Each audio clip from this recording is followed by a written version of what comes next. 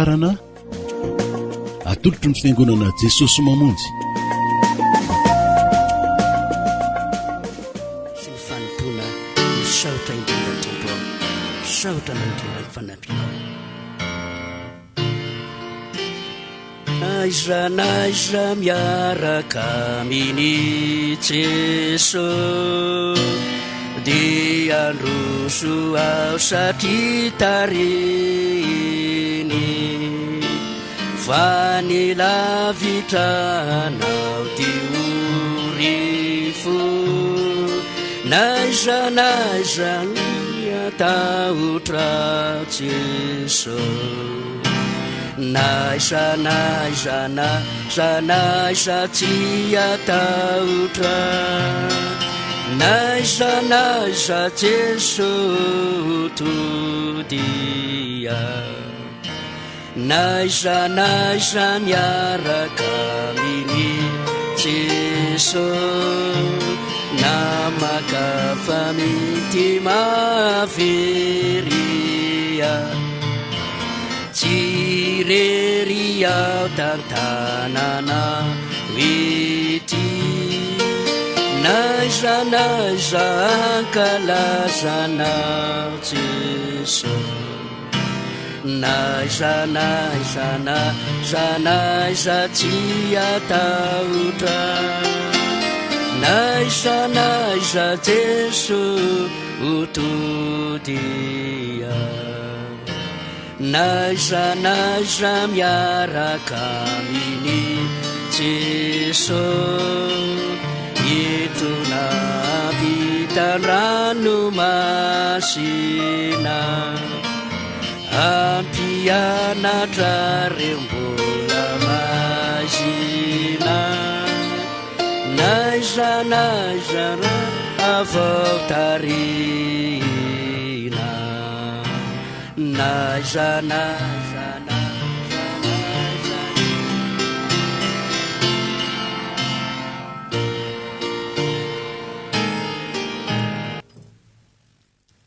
Haleluya. Salama tompoko.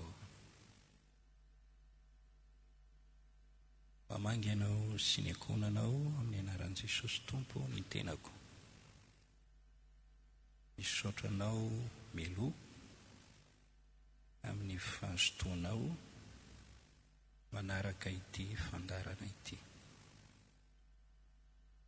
Ny tompony hanome anao ny fiadanany mandrakariva amin'ny fomba rehetra.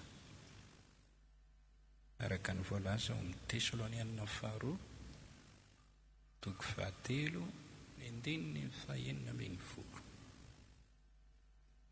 Anaovantsika amenina izany. Tonga soa amin'ny fandraisana ny tenin'Andriamanitra isika. Tsy miala ao amin'ny filazantsaranjaona isika aloha hatreto.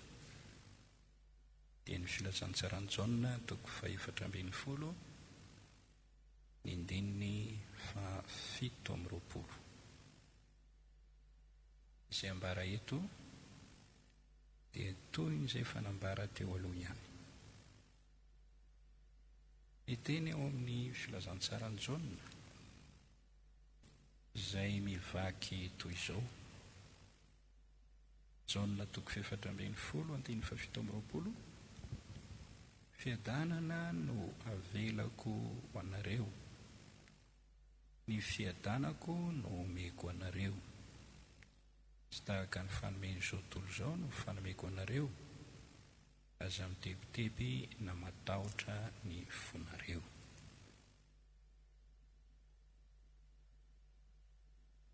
Ny teny nambaran'i Jesosy eto dia miresaka momba ny fiadanana. Fiadanana no avelako ho anareo. Miresaka momba ny fiadanana izay nomeny antsika. Ny fiadanako nomeko anareo.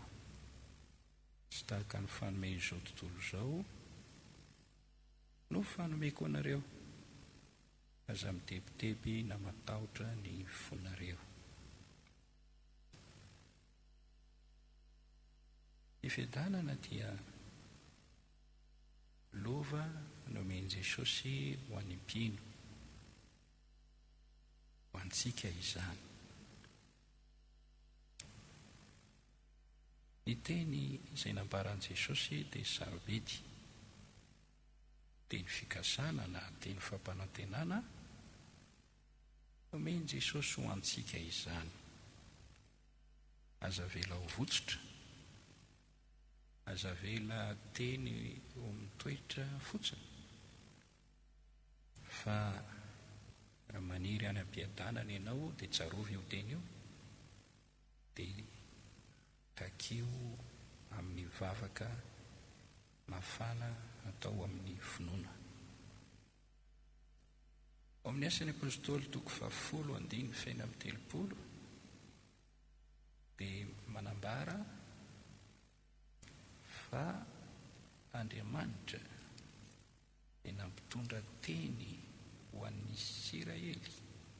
Ny zanak'Israely zany dia teny mitory fiadanana amin'ny alalan'i Jesosy Kristy. Izy ny tompon'izao rehetra izao. Ankehitriny isika koa dia nandray teny mivantana avy amin'i Jesosy, teny voasoratra atao amin'ny Baiboly, milaza fa Jesosy Kristy dia manome fiadanana, mametraka ny fiadanany amintsika. Izany voalaza amin'ny Jaona 4:7 io, amin'ny Efesianina 2:7 dia mitory fiadanana amin'izay akaiky, amin'izay lavitra, resaka ny amin'ny jetilisa sy ny jiosy io. Amin'ny Luka 4:20, Jaona 2:20, Jesosy nitsodrany ny mpianatra ka manao hoe fiadanana aneo anareo. Miaraba ny mpianatra amin'izany teny firaretso lehibe izany izy. Tiako ny manome fampatsiarovana na tsy ahy tamin'ity fampianarana ity, satria fampianarana mitoy izy ity efa nanambarana tamintsika io fanomezan'i Jesosy Kristy ho an'ny mpino amin'izao fiainana ankehitriny izao. Na fanomezan'i Jesosy Kristy ho an'ny mpino azy amin'izao fiainana eto ambonin'ny tany izao. Mbola hitoy io, mbola hivereny antsika io, mba hahafantarantsika hoe inona sy inona avy moa ny fanomezan'i Jesosy Kristy ho an'ny mpino. Ny iray amin'izany izao resantsika izao dia ny fiadanana teraina ny tompo. Fanomezan'i Jesosy hoy izy eo amin'ny Jaona 4:7, fiadanana no avelako anareo, ny fiadanako no omeko anareo. Efa nambara tamintsika mombamomba n'ity fiadanana ity.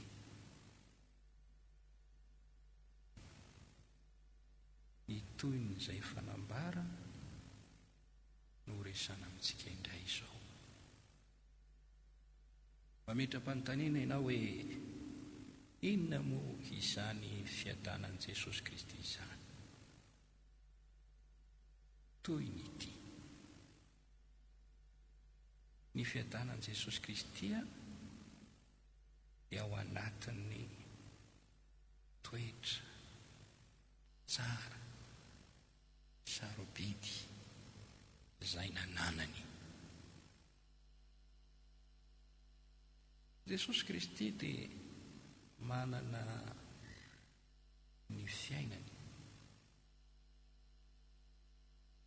nanana ny fomba ny ainany. Teo amin'ny mahazanak'Andriamanitra azy dia toa anivon'ity izao tontolo izao ity.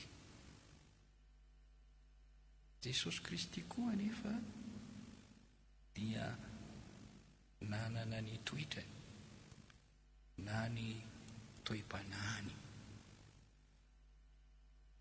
Nanana izany toetra sy toe-panahy izay nananana izany Jesosy hiderantsika an'Andriamanitra. Io toetra izay nananan'io no mampabaribary ny zanak'Andriamanitra azy.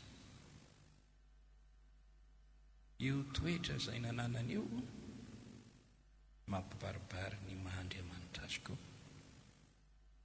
Io toetra izay nananan'io no ilaza fa avy amin'Andriamanitra izy. Ny fiadanan'i Jesosy Kristy ary dia tafakambana tamin'ny toetra tsara izay nananany. Dia raintsika ny Tompo.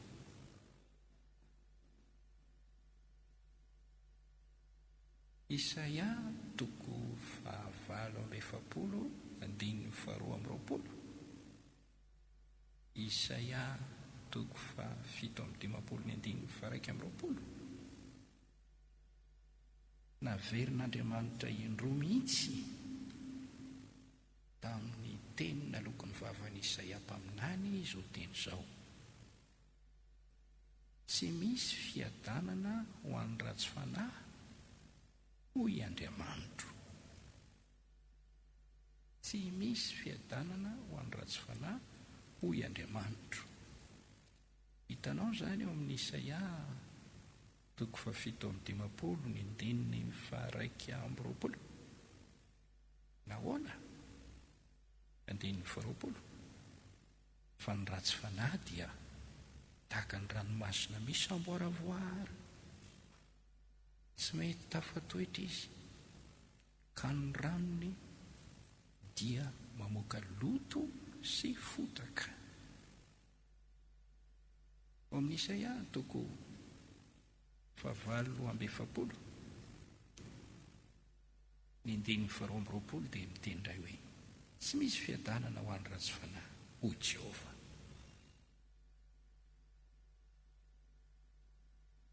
Milaza ny Baiboly fa raha ratsy fanahy ny olona, Andriamanitra mihitsy miteny hoy Jehova, hoy Andriamanitra, tsy misy fiadanana ho an'ny ratsy fanahy. Mila mieritreritra kely ianao raha tsy manam-piadanana. Manahoana ny toe-panahinao? Manahoana ny fahanahinao? Raha anisan'ilay olona ao anatin'ny klasin'ireo antsoina hoe ratsy fanahy ianao dia miteny Andriamanitra hoe tsy misy fiadanana ho an'ny ratsy fanahy. Ao amin'ny Isaia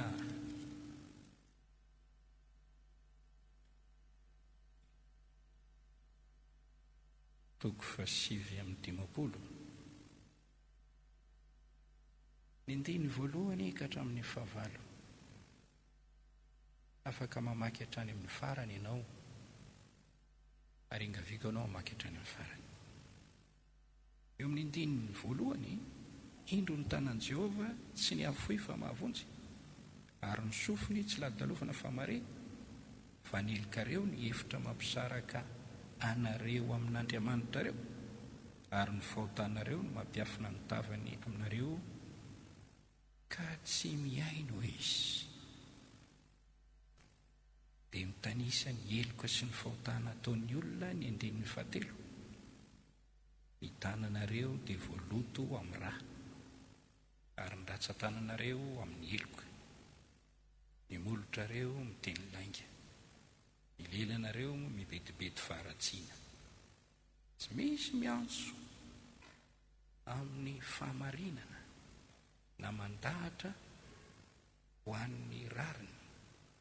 Matoky zava-poana sy miteny lainga izy, torotoronina fampahoriana, torotoronina fampahoriana izy ka miteraka heloka, mikotrika ny atodiny menarana izy ka manenina ny dranokala. Izay homana ny atodiny ireny dia ho faty. Raha porotra iny dia menarana miporitsaka avy ao. Ny tranokala ny tsy azo atao fitafiana, ary ny asany dia asa-keloka, asa-kerisetra no eo an-tanany. Ny tongony miriohatra ho amin'ny ratsy, mimaona andaja-dra marina. Ny fisainany dia fisaina-keloka, fandravana sy fandringanana no eo amin'ny aleny. Ny lalan'ny fiadanana tsy fantany, ary tsy misy rariny eo amin'ny aleny. Manao lalana miolokolika ho azy izy, ka na iza mandihy izany dia tsy ahita fiadanana. Ny fahotana dia mampiafina ny tavan'Andriamanitra. Misakana ny sotso azo hoy ny tenin'Andriamanitra ao amin'ny bokin'i Jeremia, raha dia ahita isika ao amin'ny Jeremia 15. Ny fahotana misakana ny sotso azo. Zao ny voasoratra amin'ny Jeremia 15:20. Ny helikareo no mampiala izany, ary ny fahotanareo no ny sakana ny soa tsy ho azonareo. Jesosy Kristy tompony fiadanana, manana ny fiadanana satria manana toetra tsara, tena tsara izy.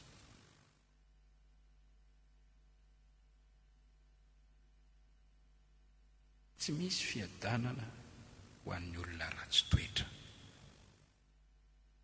ho an'ny olona ratsy fanahy. Tenin'Andriamanitra milaza an'io eto. Marina ny tenin'Andriamanitra, oka ny olona rehetra ho mpandainga. Ny tenin'Andriamanitra marina mandrakariva.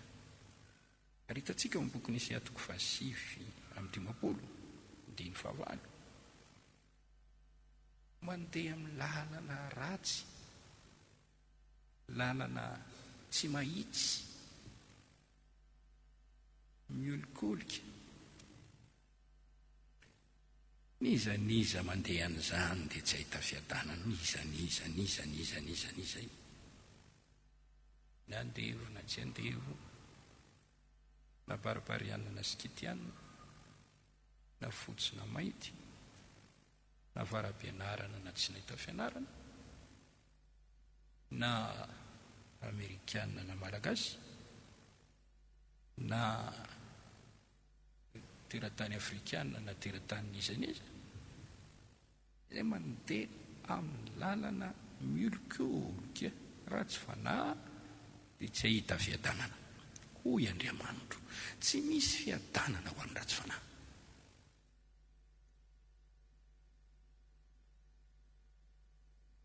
Io dia manambara ny toetry ny olona tsy mbola nibebaka, tsy mbola nandray an'i Kristy ho tompo sy mpamonjy ny fiainana manokana, tsy mbola natsapa-tena hoe misy zavatra tsy mety eo amin'ny fiainako, amin'ny fisainako, amin'ny toe-tsaiko, amin'ny toe-panahiko, miaina amin'ny fomba ratsy. Romanina 2:12, 2:20. ilazalazany amin'ny mpanota avokoa ny olona rehetra, tsy misy mahafantatra, tsy misy mahalala na nitaka ny ondry lala ny fiatanana tsy fantany. Ry havako, tiako ny mampianatra anao mba hafantatra fa miankina amin'ny toetry ny olona ny fiainany, miankina amin'ny fomba fiainany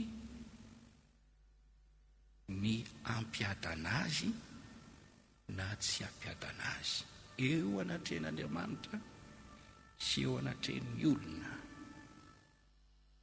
Raha ratsy fanahy izy, mazava fa tsy ahita fiadanana izy. Raha ratsy toetra, misy fitenena hoe misy toetra iny, olona misy toetra, tandre aminao misy toetra iny. Taitra zay tenena zany ve ahoana? Ohatrany tsy minao an'izany le ho ile miteny ho hitanao eo, ho hitanao ny maizy azy.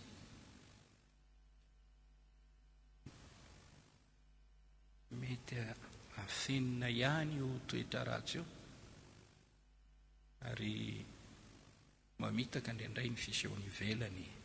Ary zay nge mahatonga ny ten'Andriamanitra miteny hoe fitaka ny atsara-tarehy sy ny bika aman'endrika fa zay matahotra an' Jehova no deraina na lehilahy na vehivavy. Sodoka fotsiny amin'ny akanjo tsara, sodoka fotsiny amin'ny bika aman'endrika satria mahay mikarakara an'izany. Fa le toetra, le fomba fiainana ao anaty, mety miseho miteny montomontona efa miaraka amin'ny pastera na n'olona mpivavaka. Mihodina kely eo dia hitanao ny teny fahadalana sy ny teny ratsy ataony. Ny Baiboly dia miteny Jesosy Kristy tompon'ny fiadanana, mpizara fiadanana. Jesosy Kristy nanam-piadanana, tsy mba nisan'ny olona ratsy fanahy zany Jesosy. Tsy mba nisan'ny olona nanana fiainany ratsy zany. Tsy mba nisan'ny olona izay ratsy toetra. Tena tsara toetra ny tompo. Deraina ny tompo. Ny fiadanan'i Jesosy ary dia ny fananany toetra sarobidy tao aminy. Izany no fiadanan'i Jesosy. Ny Baiboly dia mitantara amintsika ny toetra tsara izay nananan'i Jesosy Kristy. Tsy voatanisa eto. Fa tiako ianao mba hijery hoe inona moa ny toetran'i Jesosy na nahoana. Afaka miteny amina hoe masina izy. Toetran'izany. Jesosy masina. Jesosy Kristy dia marina. Dia famarinana izy. Toetran'izany. Jesosy Kristy dia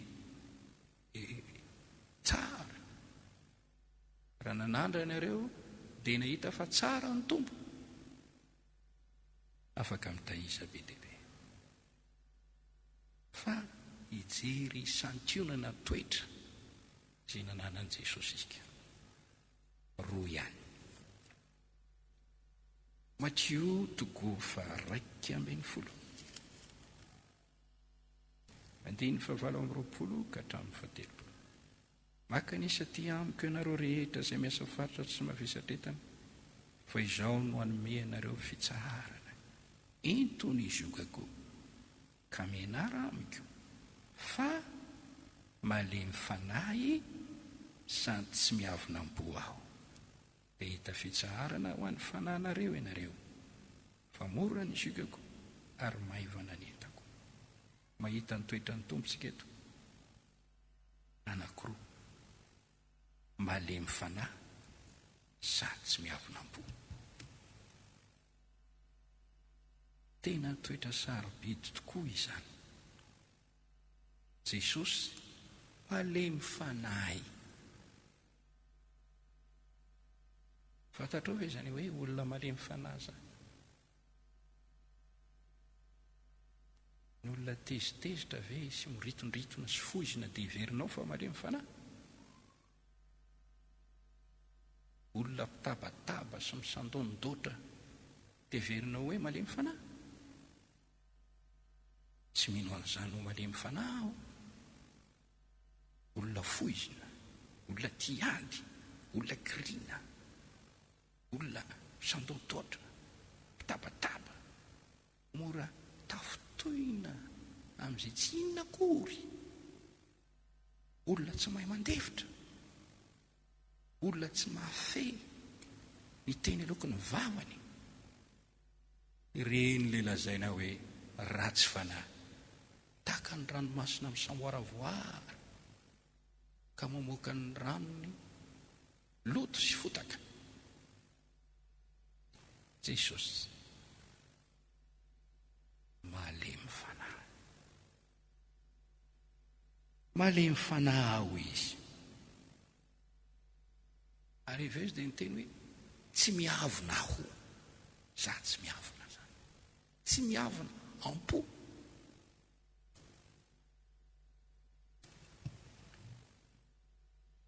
Sarotra tadiavina ny olona ahitana an'izany toetra izany. Olona malemy fanahy, olona tsy miavonavona, indrindra le hoe tsy miavona am-po. Jesosy dia nanambara ny tena no tsy miavona am-po. Fa ao amin'ny Matteo 1:2, ny andininy 5, fony izy niakatra ny taingina zana-boriky tao Jerosalema tamin'ny voninahitra tamin'ny fotoan'andro milony nanomboana azy, dia izao no voalaza ny soratra masina hoe: lazao amin'ny zanaka vavany ziona, indro ny mpanjakanao, avo anao, malemy fanahy sady mitaingy boriky dia zanaky ny boriky miasa. Jesosy ary dia manana toetra sarobidy anankiray hitantsika eto, dia malemy fanahy.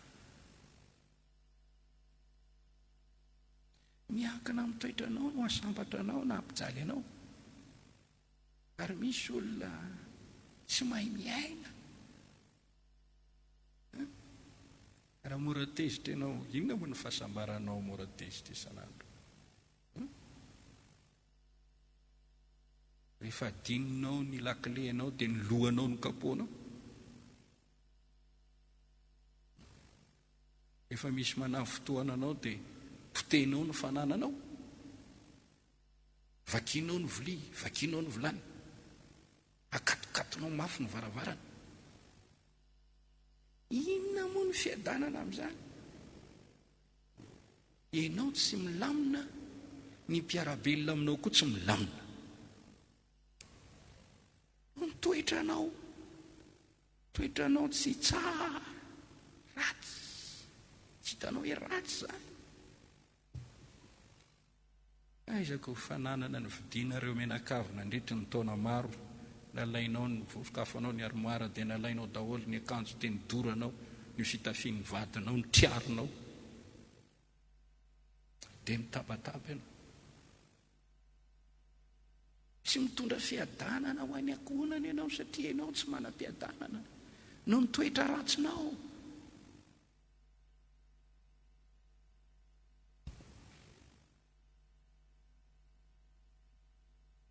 Enti-po tsy mahafeny fihetsem-ponao, tsy mahay mampionona ny alahelo na ny fahatezerana misy eo amin'ny fiainanao. Misandododra. Mikotrika atotona mena rano. Rehefa fohy dia miporitsaka avy ao mena rano.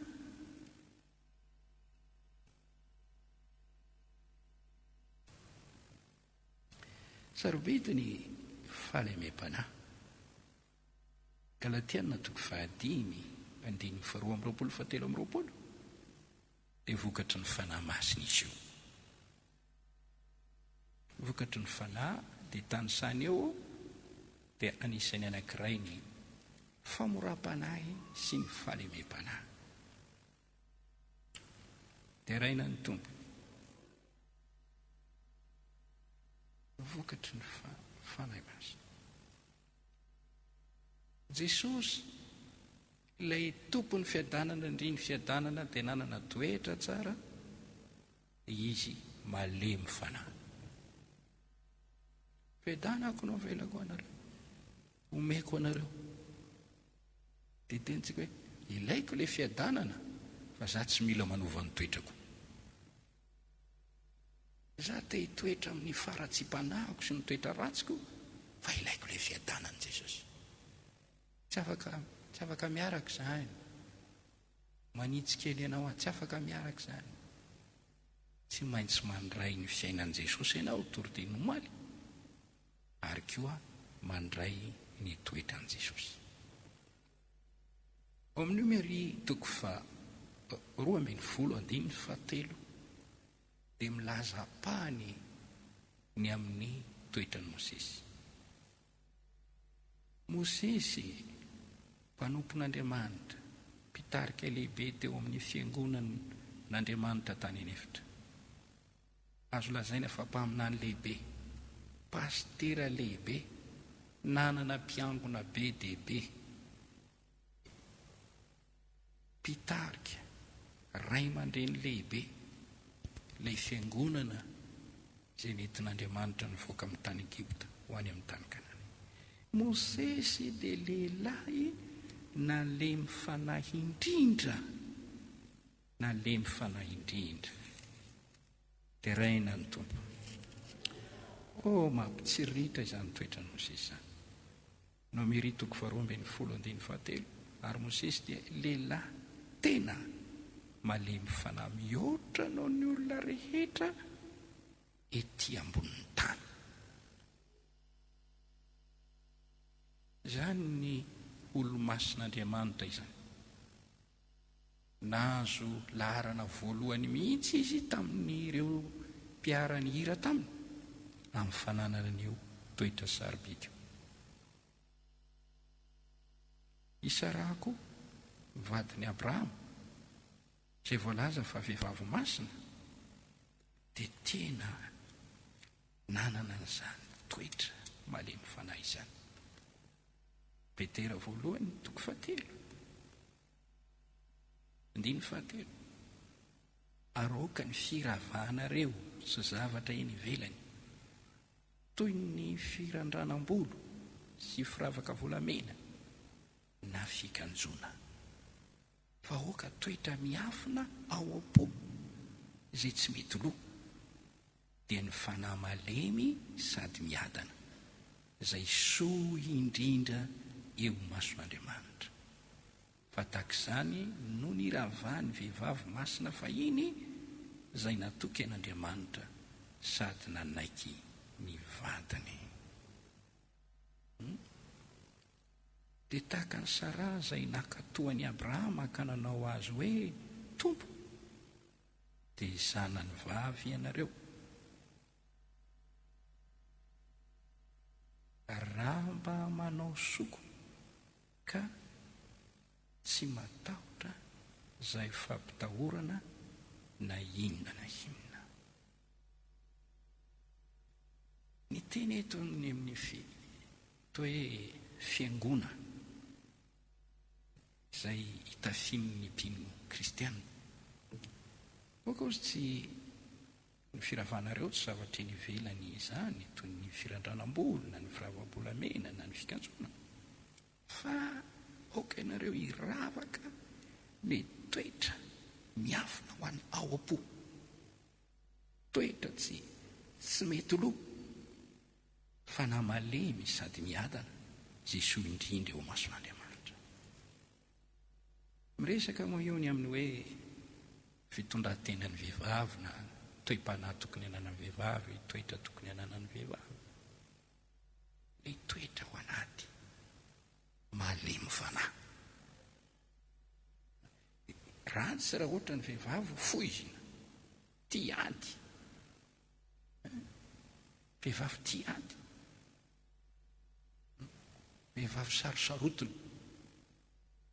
menomenona miteraka gidagida lava, somary me fiainana ho an'ny vadiny na ny akonany, miritony eto miritony aroa.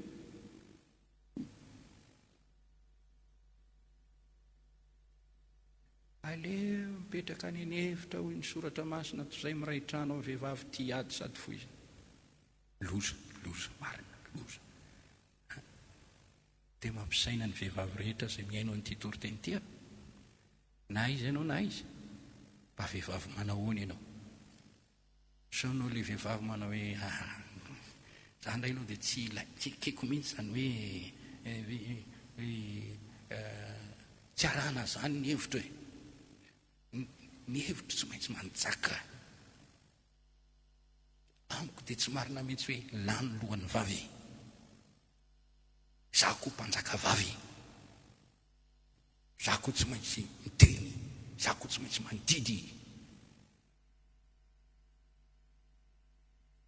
Aleo ako vavy mani.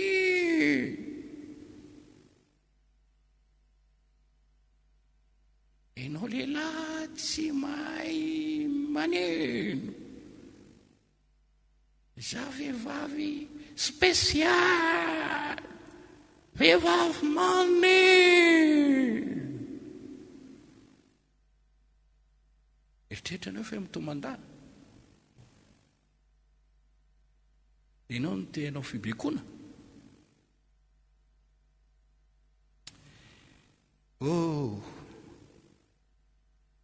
Sarà tsy matakizany. Sarà vehivavy miavaka. Tonga reny ny taranaki Abraham. Ny fahalemem-panahy dia toetra tsara tokony hananan'ny mpino rehetra. Mampalahelo fa betsaka ny tsy manana izany. Tanteraka ny tenin'Andriamanitra amin'ny Isaia 5:15 manao hoe lala ny fiadanana tsy fantany.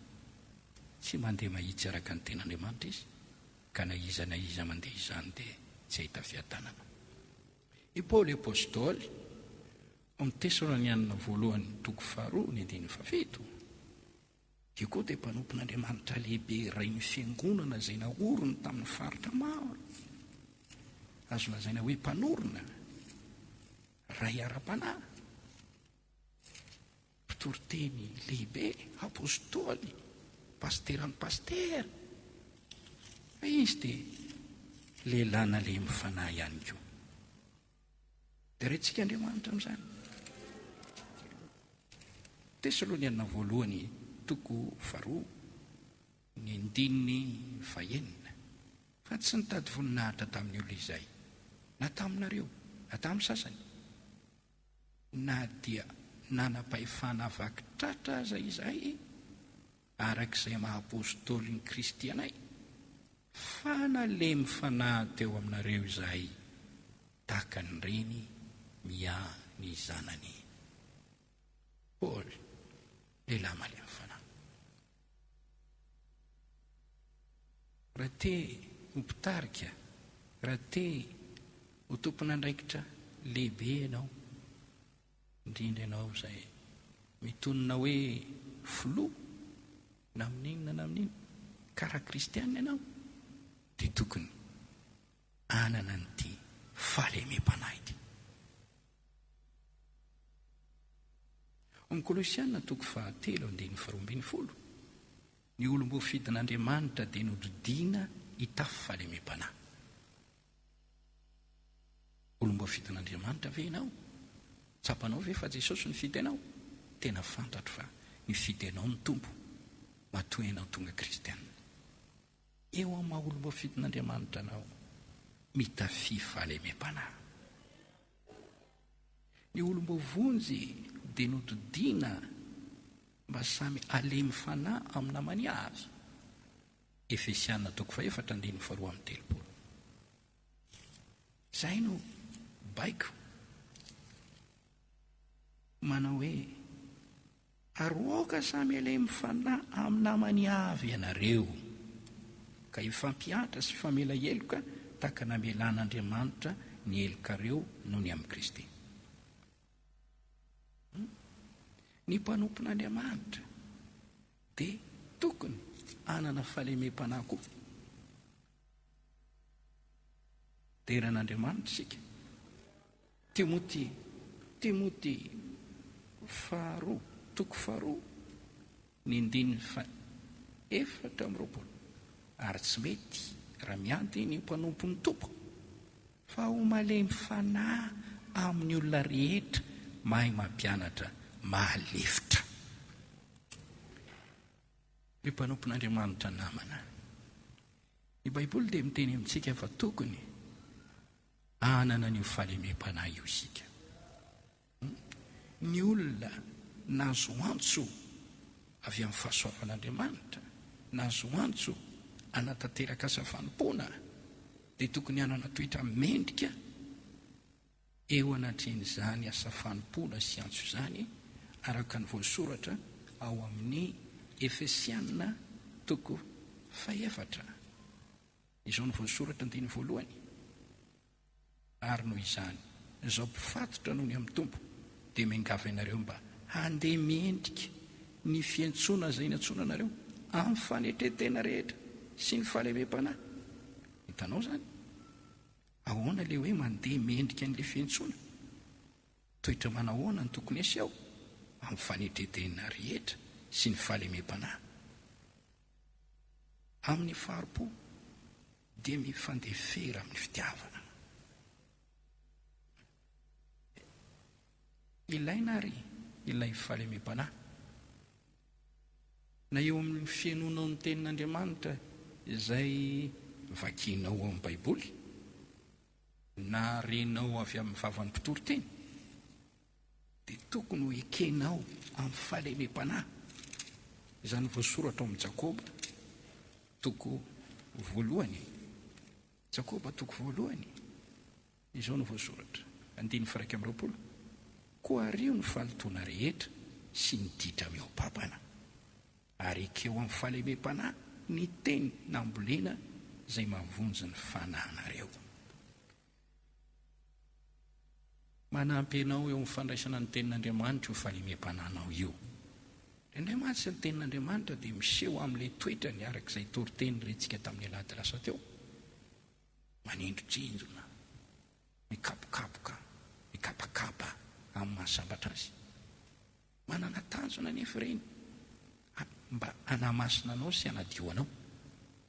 Ka raha ohatra ianao olona enti-po, dia tafotoana, very ny fitahiana. Fa raha manana fahalemem-panahy ianao nakeny tenin'Andriamanitra amin'ny fahalemem-panahy, dia ho voatahy ianao. Mideran'Andriamanitra isika, mangataka amin'Andriamanitra isika mba omeny antsika io toetra tsara io, fa io no hitondra fiadanana ho anao. Dia raina ny tompo. Ao amin'ny Jakoba toko 4 dia miresaka ny soratra masina, ny mahasarobidin'ny fahalemem-panahy. 1:17. Iza eo aminareo no endry sy manam-pahalalana, aoka asehony amin'ny fitondrana tena tsarana ny asany amin'ny fahalemem-panahy ny fahendrena. Fahalemem-panahy ny fahendrena. Fa raha misy filonana mangidy, fifampandaniana ao am-ponareo, aza mirere sy mandainga manohatra ny marina izany fahendrena izany, dia tsy midina avy any ambony fa araka ny etỳ tany ihany, araka ny nofo, araka ny andevoly. Fa izay misy fialonana sy fifandirana dia misy fikorotanana mba amin'izay asa ratsy rehetra. Fa ny fahendrena avy any ambony dia madio aloha, ary tia fihavanana malemy fanahy. Fahendrena avy any an-danitra dia mamokatra fahalemem-panahy. Averiko 1:17. Fahendrena avy any ambony dia madio aloha, tia fihavanana, malemy fanahy, mora lahatra, be famindrapo, be voka-tsoa, tsy misy fiangarana, tsy misy fiatsaram-belatsihy, ary ny vokatry ny famarinana dia fafy amin'ny fihavanana ho an'izay mampandroso fihavanana. sarobidiny ny fahalemem-panary amiko, manampy ianao hanana fiainana mahafinaritra eo anivon'ny fiarahamonina, eo anivon'ny fiaraha-miasa izany. Hitanao fa mahafinaritra ary mahafinaritra ny olona malemy fanahy. Raha ny taniana mba manahoana mahafinaritra ianao, olona mahafinaritra ianao. Dikan'izany olona azo iaraha-miaina, azo iaraha-monina, azo iaraha-miasa, olona mahafinaritra ianao. Misy olona manahirana, misy olona hafahafa.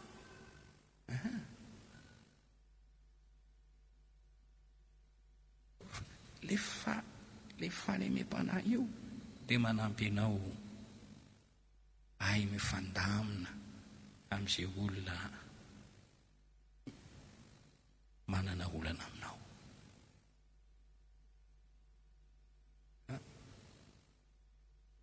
Tsy manahirana ny olona manemy fanahy ry havana ny miara-miasa amin'ny olona sarotra sy manahirana. Hainy miaraka amin'io. Hainy io no le fahalemem-panao ananio. Izany dia tahaka ny hoe ohatran'ireny elastika ireny izy, manenjany ireny efa isopola tsara, tahaka n'ireny kidoro éponge ireny izay tsy mararina, tahaka n'ireny tomobile manana amortisseur tsara ireny, tahaka n'ireny baolina atotona arakaraka ny anatsotonana azy vao maika manandratra azy mafy. Fahalemem-panahy manampy ianao eo amin'ny fiatrehana ny olona manahirana. Mitady izay lafitoana anao izy fa tsy tanteraka ny tarigetrany. Tevatevainy ianao nefa mamaly teny mora, ary ny teny mora ataonao matapatapaka ny taolana. Mila aty izy fa ianao tsy azony amin'izany. Azera fa tsy raha hoy ny apôstôly Paoly, ampalelovina avaly mandrakariva. Manana an'ilay fahalemem-panahy. Tsy fiadanana ve izany? Tsy fiadanana ve izany? Ampidirina ny zavatra manafotoana mba handratranao nefa tsy tafiditra. Ampidirina ny zavatra izay ampitomany anao ka tsy tafiditra. Fedina rehetra voaforona hamelezana anao, tsisy ambiny fiadanana izany. No lay toetra tsara nananao. Jesosy anie nanana an'izany toetra tsara ihany, malemy fanahy izany, araka ny hitantsika ao. N'olona malemy fanahy dia tsy mora sosotra zany, toy ny mandrakariva izy. Izy indray azany ngorapo an'ilay olona mampalahelo hainao izy. Tsy teny ny vavany fa lasa mivavaka ho an'ny olona io. Zany no fiadanan'i Jesosy. Satria Jesosy nalemy fanahy dia nanam-piadanana. Ary zany fiadanan'i Jesosy tafatambatra tamin'ny toetra tsara izany. Io le fiadanany avelany ho antsika. Tsy tahaka ny fanomen'izao tontolo izao zany hoe izy. Ny an'izao tontolo izao dia ara-materielina ihany, fa tsy mba mandrafitra na mamolavola toetra. Ka rehefa lany iny dia adiny ny jirony dia tapitra. Fa toetra miafina ho anaty, tsy mety lo miantana tony ny dikany. Jesosy Kristy io dia nanana toetra anankiray izay akoatran'io fahalemem-panahy io dia miteny izy hoe tsy miavonao, tsy miavona amboa. Oh, halleluja. Jesosy tsy miavona. Ambony zany Jesosy fa tsy miavona. Mpaminany lehibe zany fa tsy miavona. Mpanao fagagana sy famantarana zany fa tsy miavona. Tsisy fiavona vonana ao amin'i Jesosy. Tsisy. badiny kely ny fiainanao. Raha resana ty avinavina ity mba manahoana?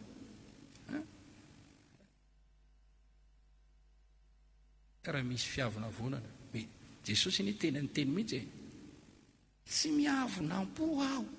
Ny fiavinavonan'ny olona indraindray eny amin'ny masony eny, manana maso miavinavina. Fiavinavonan'ny olona indraindray hita amin'ny teny aloko ny vavany, manao teny feny fiavinavonana.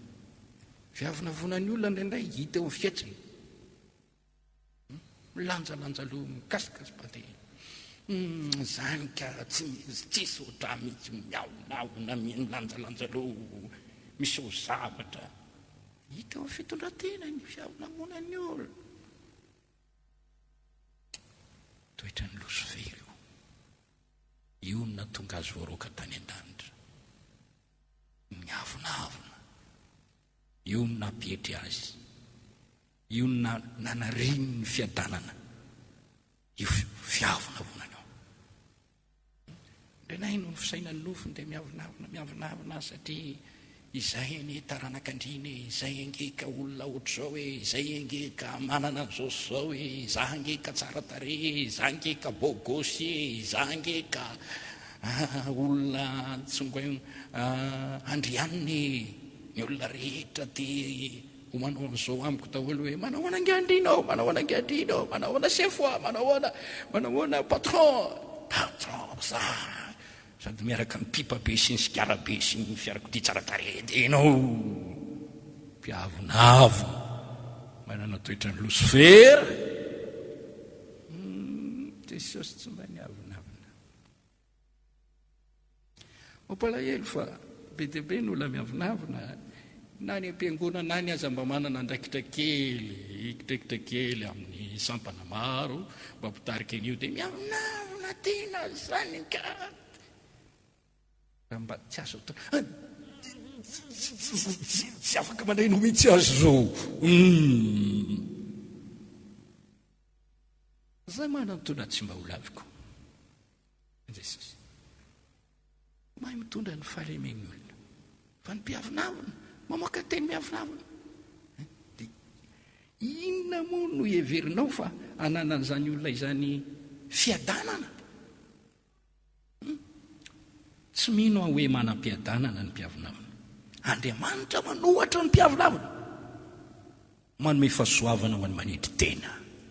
Andriamanitra mampiala ny mpiavonavona amin'izay ny heveriny fony, mampietry azy. Nebukadnezara-mpanjaka izay mpiavonavona tamin'izany fotoana zany no ny alehiben'ny faritra indridiny, dia tonga biby na entin'Andriamanitra nantoka tena ka nanao azo zavatra, fa na entin'Andriamanitra izy, matahotra any amin'ireny mpiavonavona ireny. Ho toerin'Andriamanitra Jesosy tompo tsy miavonam-po, olony fanetretena izy. Tonga teto amin'izao tontolo izao sotopoina izy, na dia tompo azy, fa nanetry tena izy, nanompo, nanolotra ny ainy ho avy no maro. Ary ny Filipianina 2:2 ditantsika ny toetran'i Jesosy eo amin'ny 5 dia tohitantsika oko aminareo zao saina izao izay tao amin'ny Kristy Jesosy koa, izay na dia nanana ny endrik'Andriamanitra aza dia tsy nataony ho zavatra ho fikirina mafy ny fitoviana amin'Andriamanitra, no foana ny tenany tamin'akany endriky ny mpanompo sy natongavany ho manam-pitoviana amin'ny olona. Ary rehefa hita fa nanantare olona izy dia nanetry teny ka nakato hatramin'ny fahafatesana, ilay fahafatesana tamin'ny azo fijaliana. Koa izany nanandratan'Andriamanitra azy indrindra sy nanomezany azy anarana izay ambony noho ny anarana rehetra. Ianaro ny momba ny fiavinavonana ka alaviro, mangatamin'Andriamanitra mba hanao fanovana lehibe ao amin'ny fiainanao izy, hanovany fonao mba hanana toetra takizay nanan'i Jesosy ianao, tsy miavonam-po. Ry havana, Jesosy Kristy ary dia nanana toetra tsara, nanana toe-panahy tsara. Izy no tompon'ny fiadanana ary izy no nanome ny fiadanany amin'ny fomba rehetra ho antsika. Hoy aho, iteny aminao eto am-pamaranana eto, Jesosy Kristy ilay tompon'ny fiadanana manana fiadanana dia nanome antsika fiadanana ny fidanan'i Jesosy dia tsy nisaraka tamin'ny toetra tsara, niaraka tamin'ny fahalemem-panahy, niaraka tamin'ny toetra tsy miavina. Noho izany dia ambarako aminao androany, okanana n'io toetran'i Jesosy io isika. Anisan'izany ny fahalemem-panahy ahatonga anao malemy fanahy. Anisan'izany ny fanetretena izay misakana anao tsy anana avinavina. Sambatra ianao raha malemy fanahy, sambatra ianao raha manetretena, ianao no asandratr'Andriamanitra. Omen'Andriamanitra fahasoavana be dia be ianao, ary ao anatin'izany ny fiadanan'Andriamanitra. Halleloja. Ny fiadanana izay nomeny Jesosy antsika, na nomeny antsika, dia tsy misaraka amin'ny toetrany tsara izay nomeny antsika. Isaoro Andriamanitra ny amin'izany. Manontany ianao hoe ahoana ary no hatonganana izany toetra izany? Ino ifambarako aminao? Tonga misy eo amin'ny fiainanao izany toetra tsara izany no ny asan'ny fahasoavan'Andriamanitra. Vakeo reto teny reto, filazantsarany Jaona toko 1:12-13. Zay rehetra nandray azo mena hery tonga zanak'Andriamanitra, zay mino ny anarany. Rehefa manangana antsika ho zanaka ny Andriamanitra dia tsy titra fotsiny, tsy hoe anarana fotsiny, fa omeny toetra mifanaraka amin'izay anarana izay isika. Ny fahendren'ny olona dia hamarin'ny asany, ny fahendren'Andriamanitra dia hamarin'ny asany, ny fahendren'ny olona dia hamarin'ny zanany, ny fahendren'Andriamanitra dia hamarinny amin'ny alalan'ilay toetra izay omeny antsika. Io le hoe omena hery ianao tonga tahaka an'i Jesosy, fahasoavany ao. Titos toko 2:1-7-10. Efesianina toko 2:9-10. Romanina toko 9:1-14. Tonga sy misy eo amintsika io toetra tsara eo no ny fahaterana indray izay ataon'Andriamanitra amin'ny alalan'ny teniny sy ny fanahy. Verimberina foana ny amin'ny fahaterana indray. Jaona toko 1:7-5. Titos toko 1:7-5. Dia raha ho Andriamanitra ny amin'izay. Jaona 1 toko 7:5. Nateraka Andriamanitra dia misy voa avy amin'Andriamanitra ao anatiny. Petera 2 toko 1:7-4. Tonga piray amin'ny toetra n'Andriamanitra nareo. Misy teny manao hoe raha misy olona amin'ny Kristy, olom-baovao izy, lasa ny zavatra taloha, ndreo tonga vaovao ireo. Olom-baovao tsy tahaka ny nahitanao azy taloha, fony izy mbola mpanota, fony izy mbola nivavaka ny tsara velatsia, fefa nisy asan'Andriamanitra lehibe tonga teo aminy. Olom-baovao, nanovany fony ho vaovao, nanovany toetra ny vaovao, araka ny voasoratra amin'ny Koritiana 2:10-17, Kolosiana toko 7:7, Efesiana toko 4:7. Narina ny toetra taloha, naraisina sy nitafiana ny toetra vaovao, toetra araka n'Andriamanitra, araka ilay nahary, araka ny fomban'i Jesosy. Ny dikany hoe ataovy mpianatra ny firenena, ataovy anaraka ny fombako. Mpianatra ny tompo, ampampianatra raha tonga taka amin'ny mpampianatra azy. Mandray ny toetran'i Jesosy eo amin'ny fiainana, mametraka tsara ny fiadanan'i Jesosy Kristy ao anatintsika ireo toetra ireo. Raha malemy fanahy ianao, sambatra ianao, olon'ny fanetretena ianao, sambatra ianao, olon'ny fandeferana ny ianao zany, sopla ianao, azera fa tsy raha na inona atao anao dia ohatra tsy manimba anao mihitsy.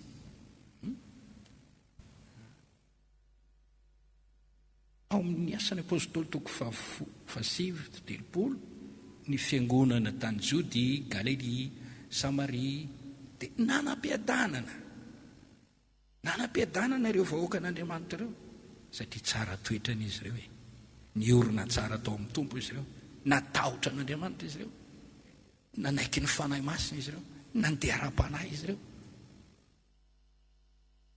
Fehiny ny fiadanana izay navelan'ny tompo dia fiadanana lovantsika, ary ny fiadanana io tsy misaraka amin'ny toetra tsara malemy fanahy sady tsy miavompo.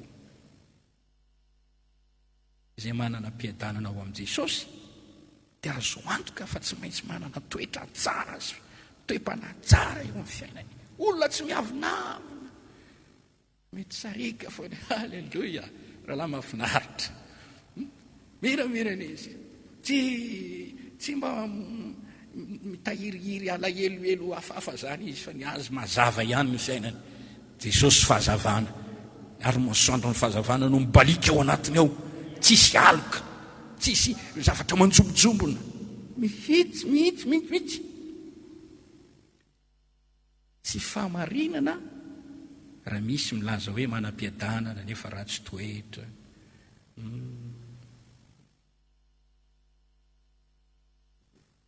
Milaza manam-piadanana ianao nefa ianao ratsy toetra, pandainga ianao, mandainga ianao.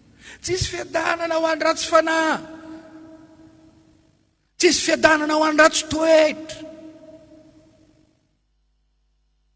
Niza na dia motra manamboamboatra tena, na ividinao daholo ny salon lafo vidy, lokonao ny tranonao, mitafy tsara ianao, fa raha ratsy ny toetranao, tena malahelo amin'ny teny aminao, fa tsisy fiadanana ho anao. Hoy Andriamanitra.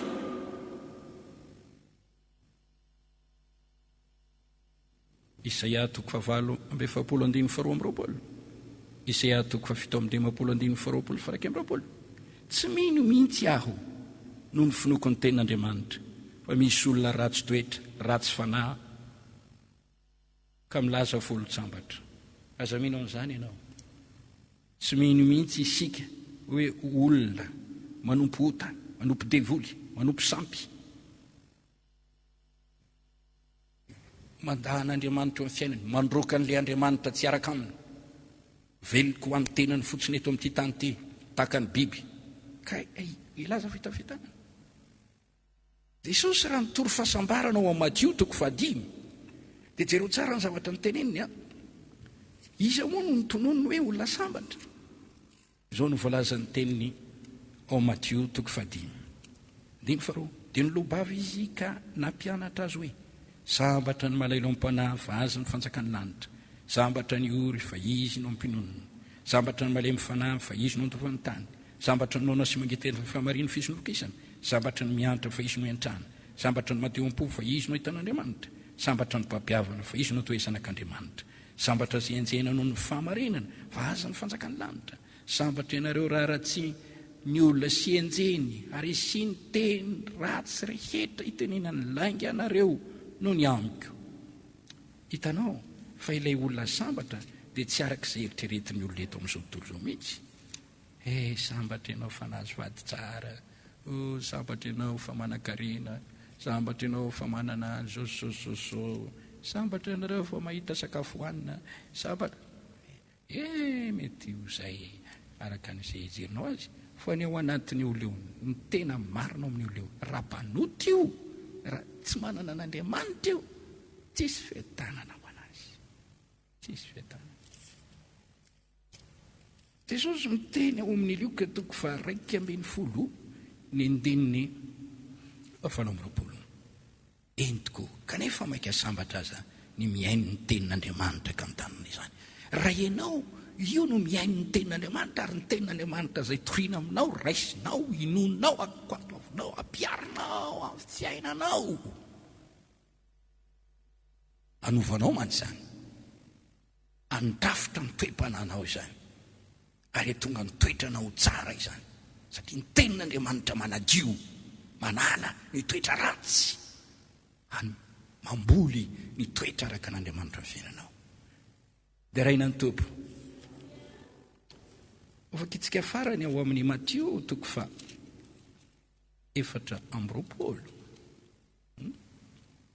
Mahititsika eto Matio 4:20. Iza moa no mpanompo mahatoky sy endry, izay nitendren'ny tompony ifeny mpanompony mba hanome azy anina ny fotoana. Sambatra izay mpanompo, izany mpanompo izany. Ravo ny tompony dia ahita azy manao izany.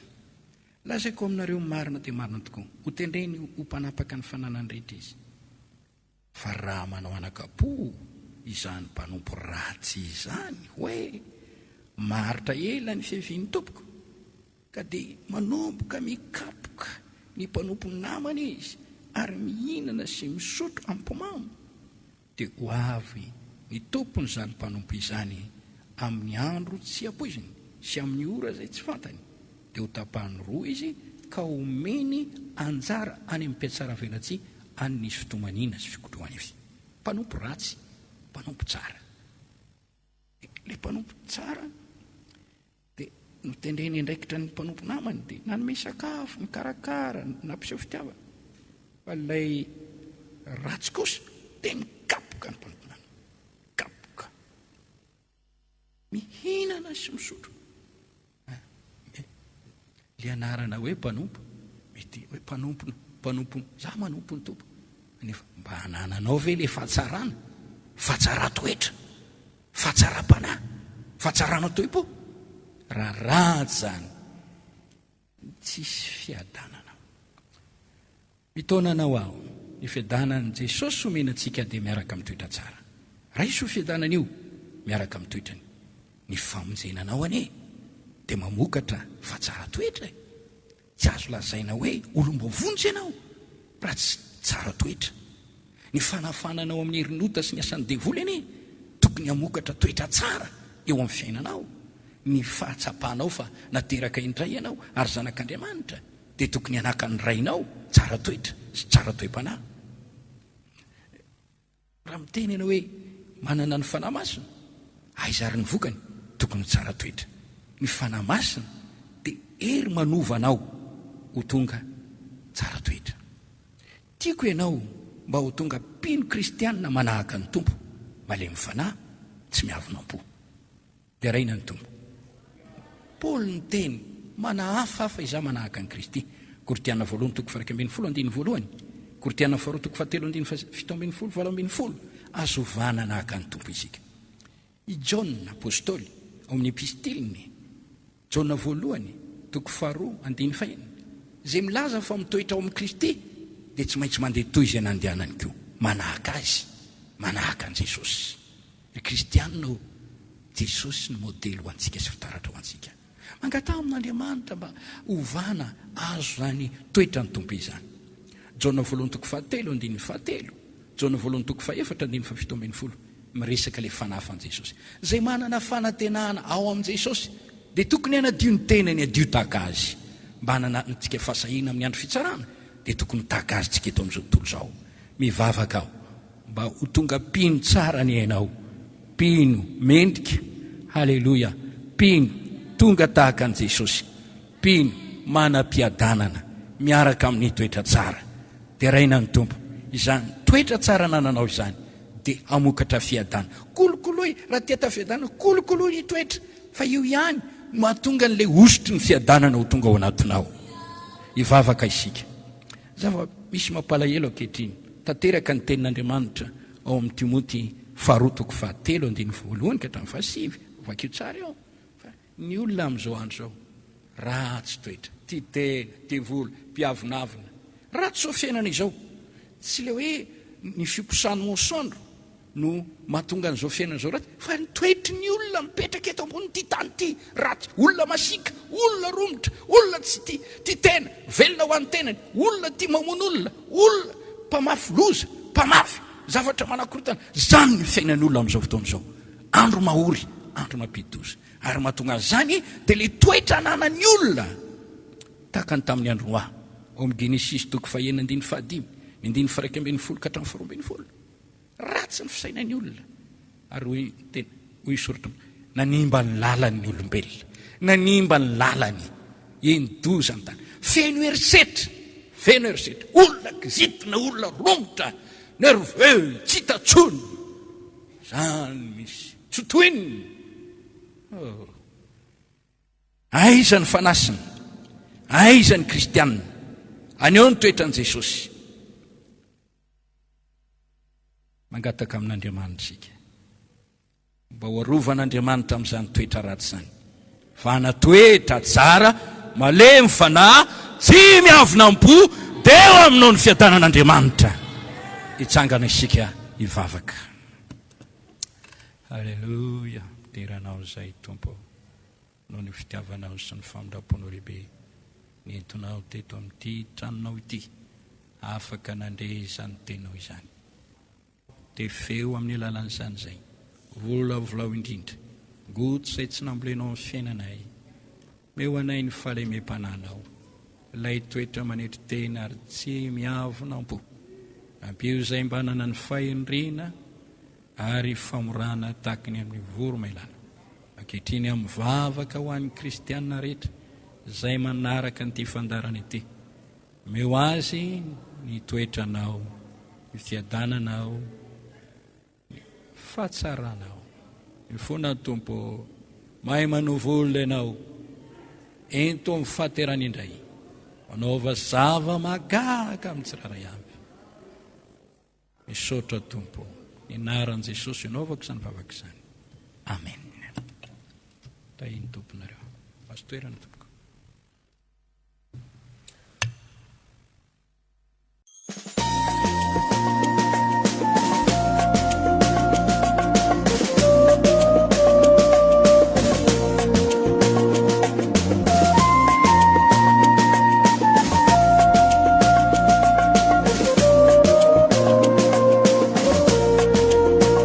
Fandaharana atolotry ny fiangonana Jesosy mamonjy